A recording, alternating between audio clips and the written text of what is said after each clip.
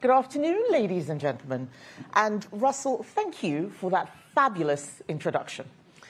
I was in Wales last week, and I'm here in Scotland today, and I'm pleased to report that unlike Labour, all four corners of the Conservative and Unionist Party are very much united.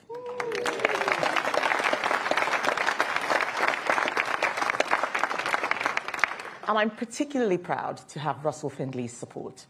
We are a strong team, and what a contrast with Labour.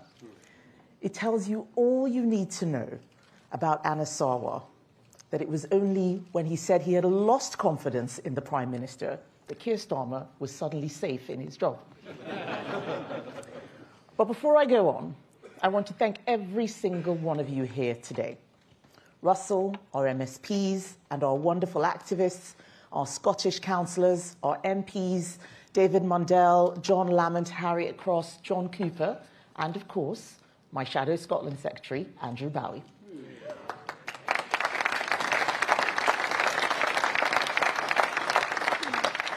All of you here today know that there is only one group of people standing up for the Scottish economy, for the future of the United Kingdom, and for common sense in the Scottish Parliament, and that is Russell and his team of MSPs. Conference, I was elected 15 months ago to renew this great party, and that renewal is well underway. Under my leadership, we are building a new Conservative party, a party fit for the 2030s, underpinned by our timeless Conservative principles. And unlike anyone else in British politics, we are a party with a plan to get Britain working again. So let me tell you, we are going to win again. We are going to save this country from a path of economic suicide that is led by the Labour Party in Westminster and by the SNP here in Scotland, and we are going to bring the good times back to Britain.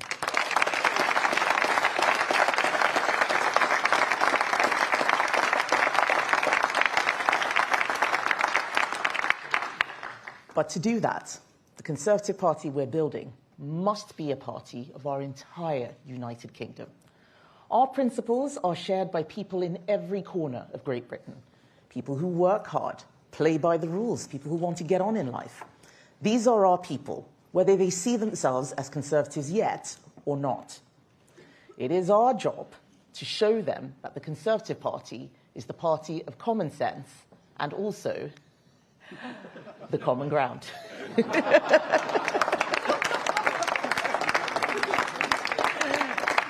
If you believe in personal responsibility, if you believe in the rule of law, if you want an economy which works and you think that the UK is better off together, then we're on your side.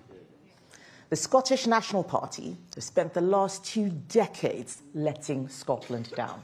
In every single area, they have failed. A&E targets haven't been met for years. Crime is on the rise, and there are 1,000 fewer police officers than 5 years ago. When the SNP came to power, Scottish schools were outperforming schools in England. Now, school performance here is at historic lows. Generations of Scottish children have fallen behind their English contemporaries for no other reason than SNP failure. And what's caused this? Are they spending a lot less in Scotland than they are in England? No. Scotland has the highest tax burden anywhere in the UK. People here are paying more, but they're getting less.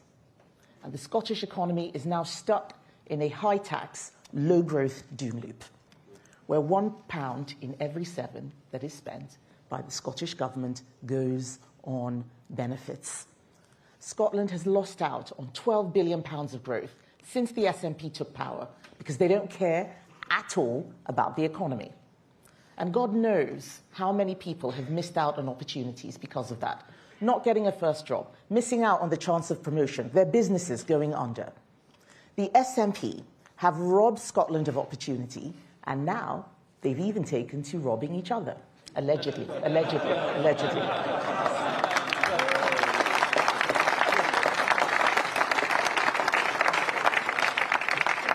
Someone told me that the only industry that has received any boost from the SNP government is second-hand motorhomes. I'm not surprised. But there is a serious point to be made about the authorities' handling of Peter Murrell's case. Just a few days ago, we learned that the Lord Advocate gave John Swinney a tip-off about the details of the charges. This smacks of corruption. It is an absurd state of affairs that the Lord Advocate is currently in charge of an organisation prosecuting a case against a senior SNP figure whilst being in the SNP government's cabinet. So today, I can announce that Conservatives would end this conflict of interest and split the Lord Advocate's role so that this never happens again.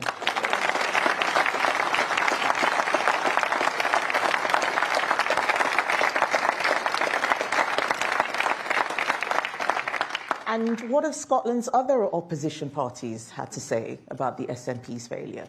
Not much. Labour and the Liberal Democrats have voted through their budget, their mad gender recognition proposals. The Greens have been in coalition. This cosy left-wing consensus has stayed silent as Scotland has declined and the people of Scotland have got poorer. And instead of growing the economy and bringing down people's bills, they've been working together on their left-wing ideological obsessions, allowing rapists into women's prisons, pursuing nurses through the courts for wanting private changing spaces. The last time I was in Edinburgh, I met Sandy Peggy, who told me what she'd been through. It is disgraceful that NHS 5 have spent more time harassing this woman than providing dignity to their staff and following the law as set by the Supreme Court.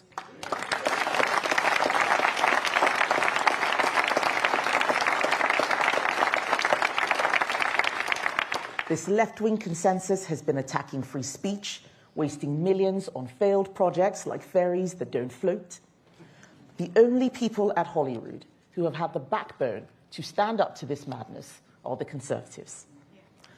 Russell and I were elected just over a month apart, and I think he and I have had quite a similar experience in that time. We've both built strong teams. We have both done a little bit of spring cleaning, especially of people who don't share our values. And we have both watched an incompetent government flail around, wrecking our economy while pursuing pet projects and grievances that make no difference whatsoever to normal people's lives. But unlike some other people who shout very loud and hold endless press conferences, we haven't just watched. We have actually done something about these useless governments. Down in Westminster, Keir Starmer has been in power for 18 months. He and his chaotic team have made terrible decision after terrible decision. And then thanks to my team, he's been forced to reverse them. I have lost count of the number of U-turns that they've had to make. They are blowing around like a plastic bag in the wind. And if it wasn't for the work of Conservatives, family farms here in Scotland would soon be broken up. Can you imagine how cruel you'd have to be, how stupid, to want to see Scotland's farming industry broken up? Families that have reared livestock in Aberdeenshire for generations, grown barley in the borders, having to sell up because of Labour's ignorance. It's shameful. And what have the SNP or Reform achieved for Scotland in that time? Nothing. It's only the Conservatives standing up for people, and that's just what we can achieve in opposition. Imagine what we can do when we get into government.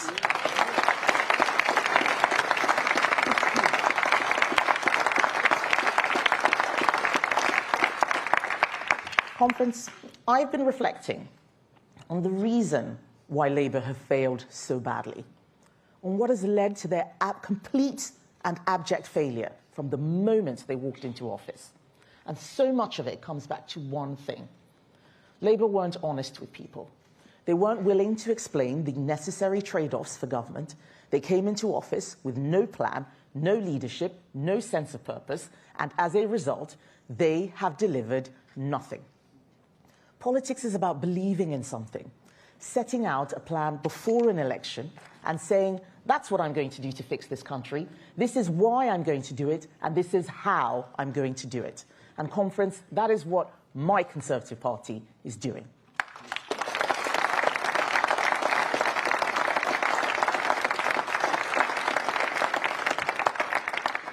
At the foundation of everything we do will be a return to conservative principles. Unless our economy can fund our standard of life, Britain will slide into terminal decline. We need to hammer home the message that it is not government that creates growth. It is business that creates growth. It is business that innovates. It is business that creates jobs. Government needs to create the conditions for business to do that. So we need to cut taxes. We need to bring the welfare bill down. And we need to make it make sense to work again. Because unemployment has gone up every single month since Labour took office. Every single month. Youth unemployment is now higher in the UK than the EU for the first time ever. I couldn't believe it when I heard it. Youth unemployment in the UK, higher than the EU.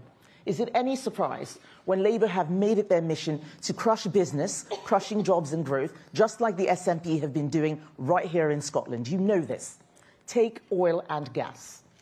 Labour's plan, spearheaded by Ed Miliband, is to export all our energy jobs to China.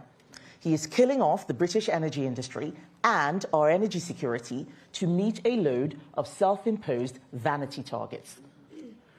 At the same time, he is importing wind turbines and solar panels from China, a country that is building a new coal-fired power station every other week. This makes no sense.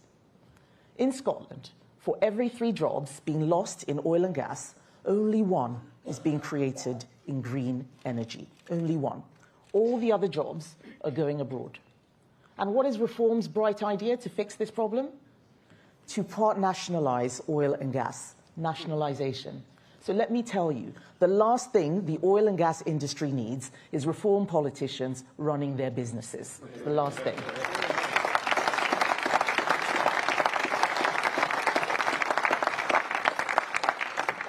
Conservatives actually have a plan for cheap, reliable British energy.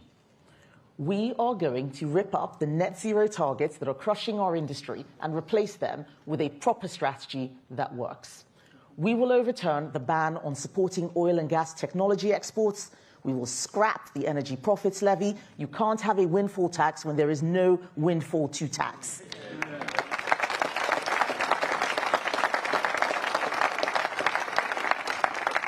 And we will scrap the ban on new oil and gas licenses. When I was in Aberdeen, I was absolutely horrified to hear that we are losing 1,000 jobs a month in Scotland's oil and gas sector. A month, every month. This has got to end. Under my leadership, we're going to champion our own industry, and we are going to put Scotland at the heart of our energy industry for the next generation.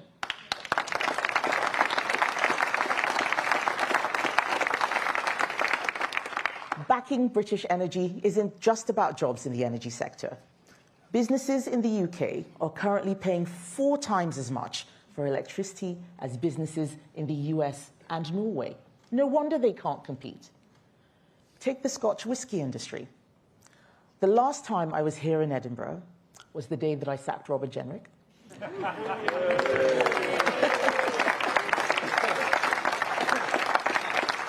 I was in the Johnny Walker experience, drinking whiskey cocktails with Russell and Andrew, and they tasted especially delicious that day for some reason. But the Scotch whisky industry is suffering under Labour. The biggest concern they raised with me was the exorbitant cost of energy and the ridiculous tax burden that they're facing. That's what we have to fix. No one else will do so. We have to fix it. And what about Scotland's farming industry? Yes, we have managed to get a partial reversal of the family farms tax. And by the way, when we win the next election, we are going to scrap this vindictive tax entirely.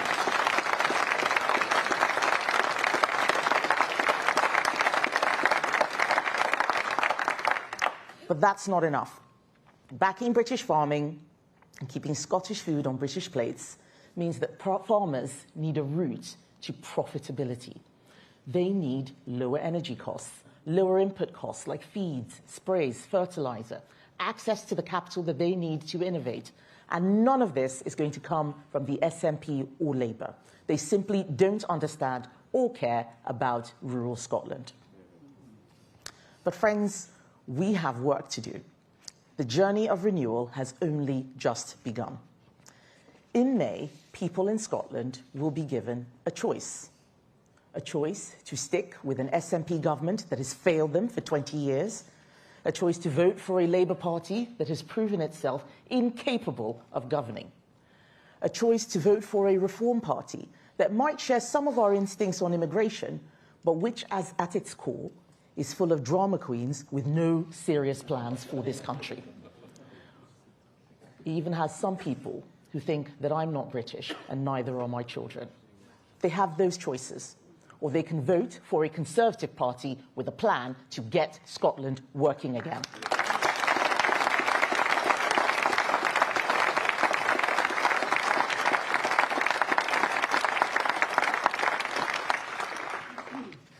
We know that there is only one good answer to that choice, and it's up to us to show people that if you don't want your hard-earned money wasted on pointless left-wing projects, Russell and his team have a plan for a new Taxpayer Savings Act. And if you want more than £1 billion saved from Scotland's bloated benefits bill, Russell and his team have a plan for new, rigorous assessments. Every other party supports more benefit spending. Only the Conservatives will bring it down. And if you think your taxes are too high, Russell and his team have a plan to cut income tax for most Scottish households. If you want your local high street to thrive, Russell and his team have a plan to abolish business rates for most shops, pubs and cafes. Russell and his team are the only people with a plan to get Scotland working again.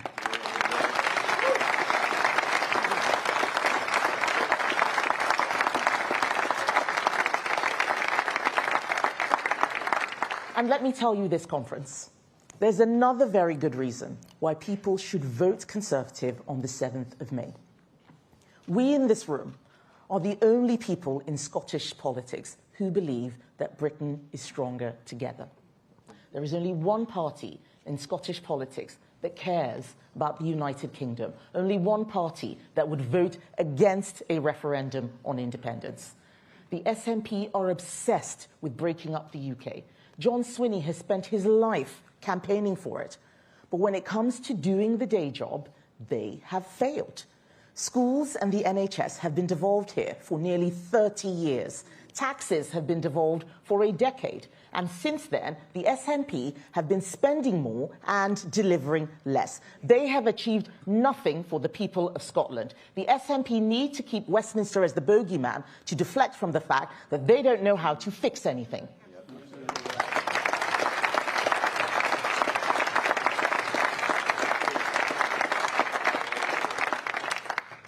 Labour's belief in the union looks negotiable. Reform's new leader, Lord Offord of Garval, who has apparently now transitioned to be plain old Malcolm from Greenock, okay, he's actually been talking up another referendum, saying that they're going to field pro-independence candidates. Reform don't believe in anything. They just want power. I need you to help me spread the word that if you believe in a united kingdom, if you believe in fixing all four corners of our great nation at once, then you have to support the Conservatives, because we are the only party who share that belief. If you don't want the next 5 years of the Scottish Parliament to become a psychodrama about another independence referendum, and instead you want the next 5 years to be about the Scottish economy, about jobs, about fixing public services, then vote Conservative on the 7th of May. We need to spread the word that to stop an SNP majority, people need to vote Scottish Conservative and Unionist on their peach ballot paper. We did it in 2016, we did it in 2021, and we need to do it again this year.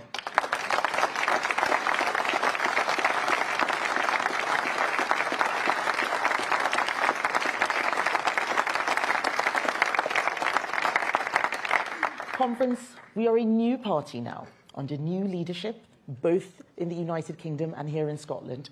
And under my leadership, everything we do will be led by our principles.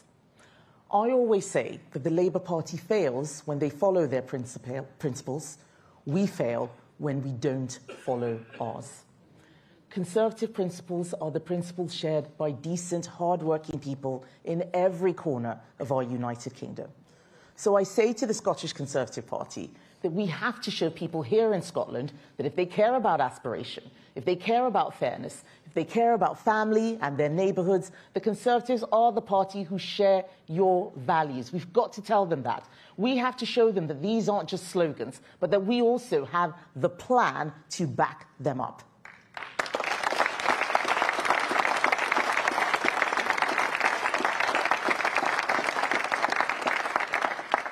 Conference, we believe in hard work. So let's tell people, vote for our plan to scrap business rates for pubs and high street shops. We believe in aspiration, so vote for our plan to abolish the land and buildings transaction tax on people's homes.